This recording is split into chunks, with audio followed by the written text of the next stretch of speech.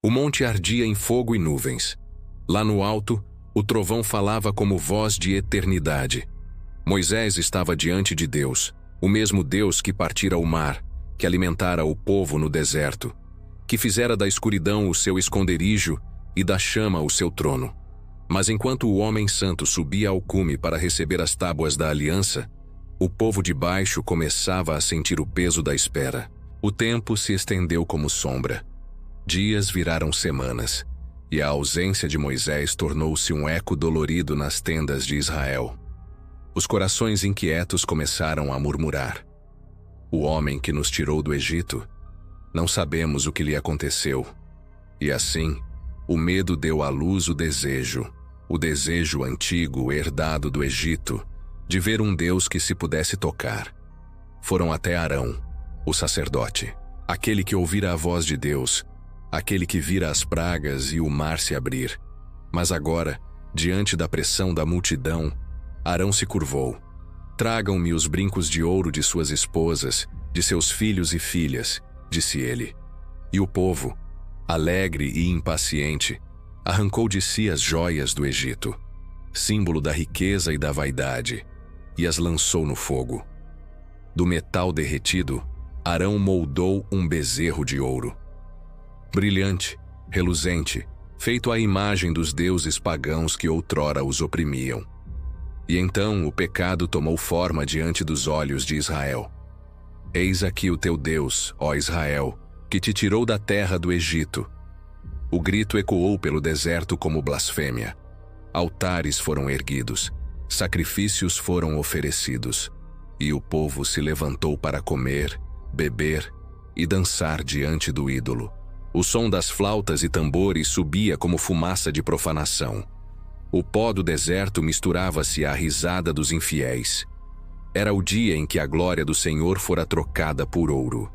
No alto do Sinai, o dedo de Deus gravava em pedra os mandamentos eternos, inclusive aquele que dizia: não farás para ti imagem de escultura, nem semelhança alguma do que há em cima nos céus ou embaixo na terra.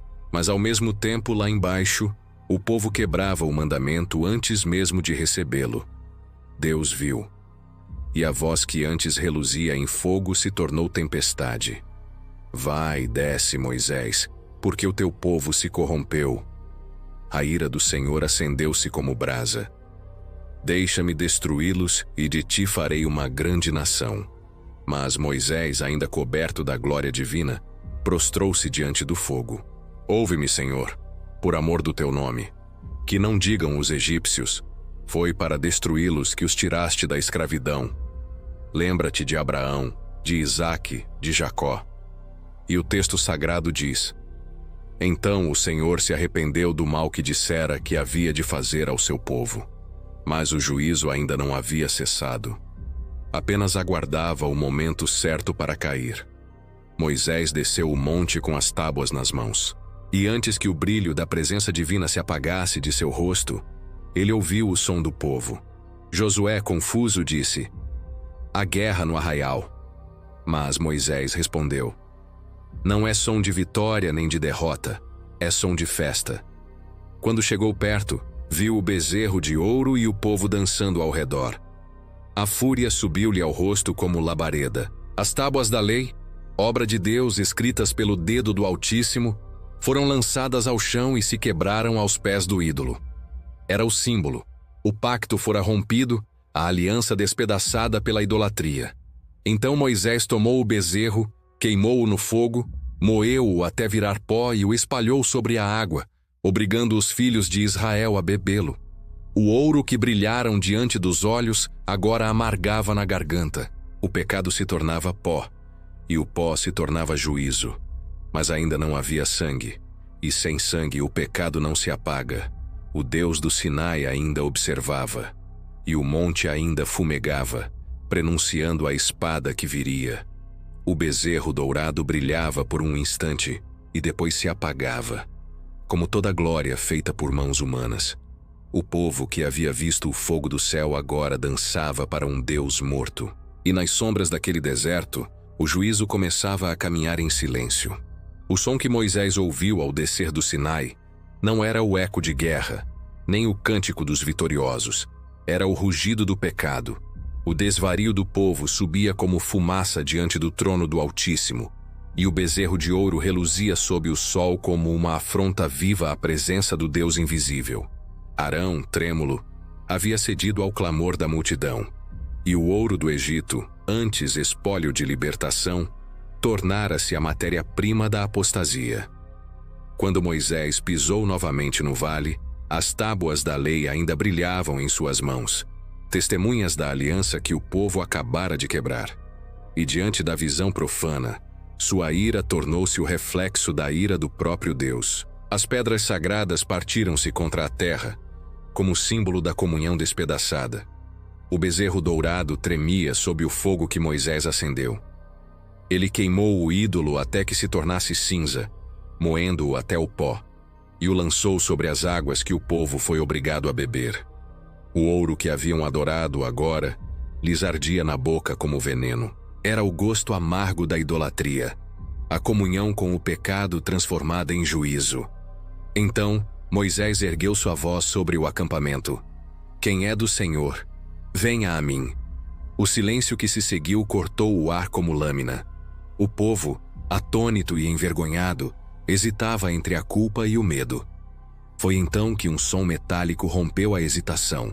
As espadas dos levitas saíram de suas bainhas.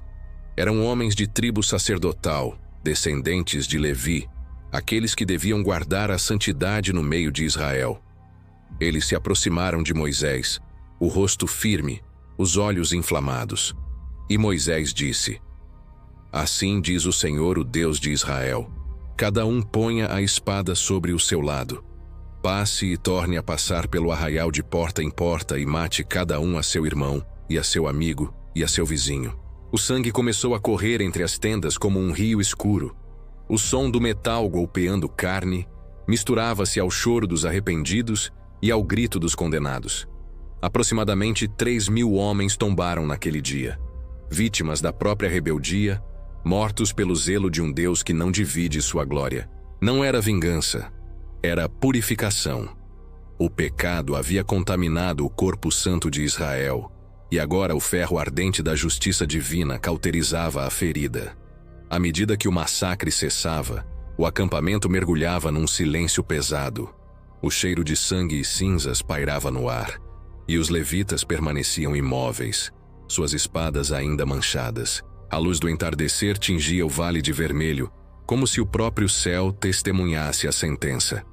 Então Moisés tornou a subir ao monte, levando nas costas o peso do povo. Sua oração era um clamor dilacerante. Ah, Senhor, este povo cometeu grande pecado, fazendo para si deuses de ouro. Agora, se perdoares o seu pecado, se não, risca-me do teu livro que escreveste.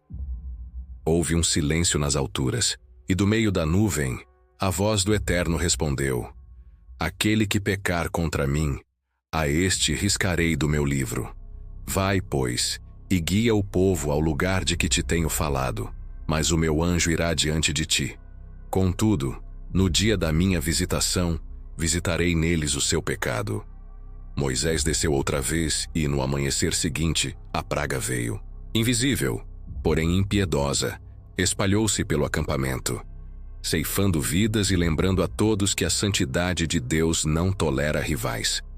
A idolatria, por mais revestida de ouro que fosse, era uma afronta à essência do Deus invisível, e o preço era a morte. Os sobreviventes olhavam ao redor e viam as consequências da loucura coletiva. As tendas estavam vazias, os corpos cobertos de pó. E no centro do vale, o altar de cinzas lembrava o que acontece quando o homem troca o Criador pela criatura. O sol se punha sobre o deserto, e o povo sabia: o Deus que os libertara do Egito era o mesmo que os podia destruir no deserto. Entre os levitas, o silêncio era de temor e reverência. Tinham sido instrumentos do juízo, escolhidos para defender a santidade de Deus com espada e sangue. O fogo havia consumido o bezerro. O ferro havia purificado o arraial. Mas o pecado deixara uma cicatriz invisível no coração de Israel. A lição ecoava entre as pedras. O ouro pode brilhar, mas sua luz é fria. O pecado pode ser atraente, mas sua beleza é maldita. A idolatria não começa com estátuas. Começa com o coração que se afasta do Deus vivo. E assim, sob a poeira do deserto, o povo aprendeu que a santidade não é negociável e que a espada dos levitas ainda reluz na sombra do Sinai, lembrando a todos nós que nenhum bezerro, por mais dourado que seja, pode tomar o lugar do Deus verdadeiro. O deserto ficou em silêncio. O pó do juízo repousava sobre o acampamento como um manto de cinzas. O bezerro de ouro era agora apenas lembrança, o brilho morto de um ídolo que não pôde salvar ninguém. Mas no coração de Israel, a fumaça daquele pecado continuava a subir. O eco dos gritos dos mortos ainda se misturava ao murmúrio dos sobreviventes. A cada olhar para o monte, o povo lembrava: o Deus que libertou também julga. O Deus que fala também cala quando é desprezado. Moisés estava diante do tabernáculo improvisado, o rosto endurecido pelo fogo da indignação e o peso da intercessão. Ele havia visto o invisível, conversado com o Deus que consome, e agora sentia nas mãos a poeira dos que haviam sido consumidos. O bezerro não era apenas um erro, era a negação da aliança.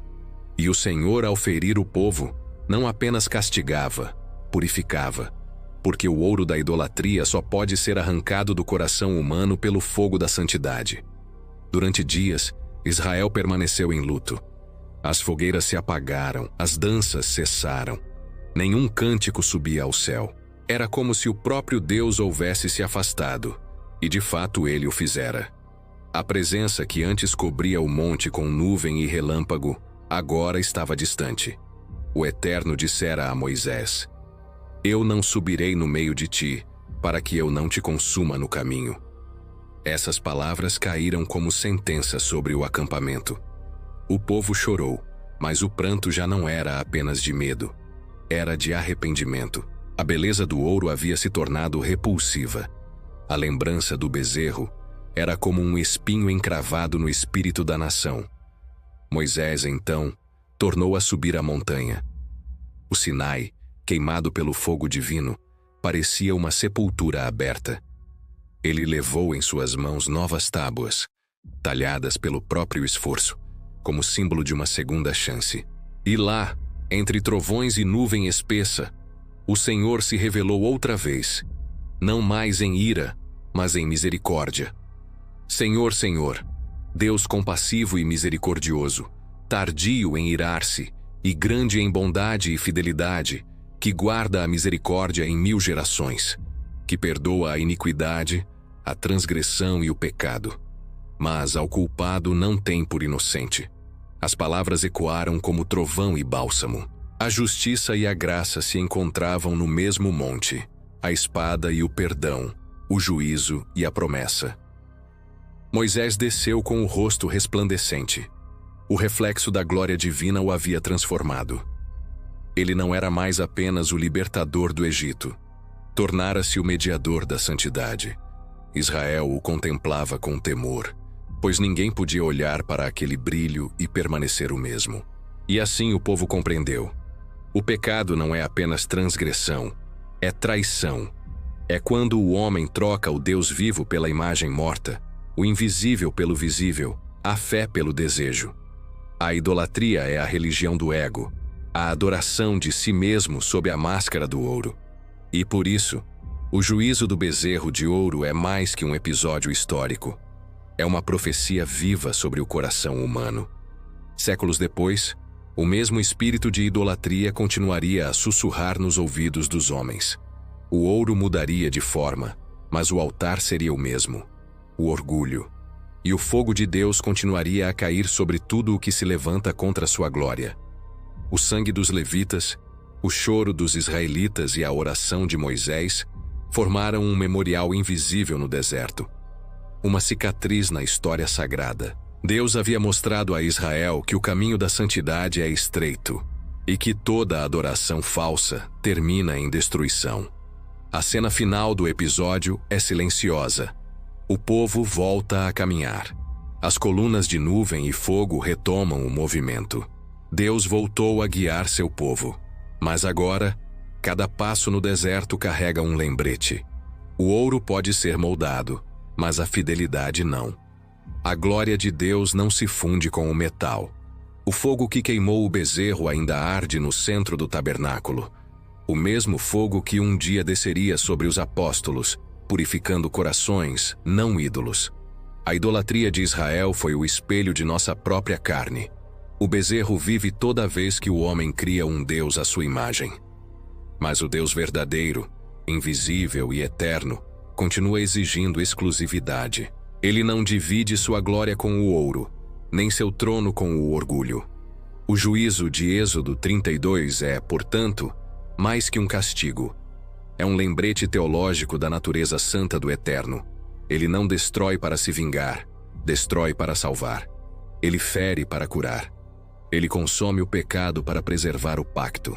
E o fogo do Sinai, embora distante no tempo, ainda crepita em nossos dias. Ele queima toda a idolatria moderna, a do dinheiro, da vaidade, do poder. Porque diante do Deus vivo, todo bezerro cairá. E quando o ouro se dissolver nas chamas, só restará aquilo que nunca se corrompeu, o coração que permanece fiel. O povo seguiu pelo deserto, levando consigo a lembrança do som das espadas e o brilho do fogo que devorou o bezerro. E a voz do Senhor ecoando nas pedras do Sinai dizia: Não terás outros deuses diante de mim. E o silêncio que veio depois não foi de medo, foi de reverência. O juízo terminara, mas a santidade continuava a vigiar.